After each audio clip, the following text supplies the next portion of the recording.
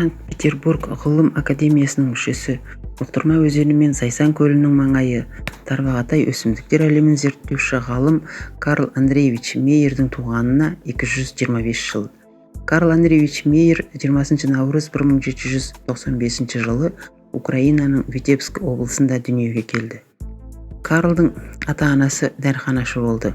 13 жасында жетім қалған Мейер ата-анасынан мұраға қалған дәріханада жұмыс істеп, өз ынтасымен химия, биология пәнін оқыды.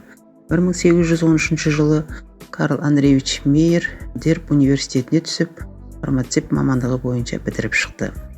Қырым, Кавказ, Алтай елдерінің өсімдіктер әлемін зерттеуге қатысты. 1826 жылы Бұқтырма өзенінің алабы мен Зайсан көлінің маңына, тарбағатай жотасына зерттеу жұмыстарын жүргізген. Облыстық, далалық, таулы аймақтарына және жергілікті халыққа этнографиялық сипаттама берді. Алтай таулары мен жоңғар қырғыз даласына саяхат атты. Карл Фридрихович Лебедрук, Александр Андреевич Бунгенің жол сапарларын баспадан шығаруға атсалысты.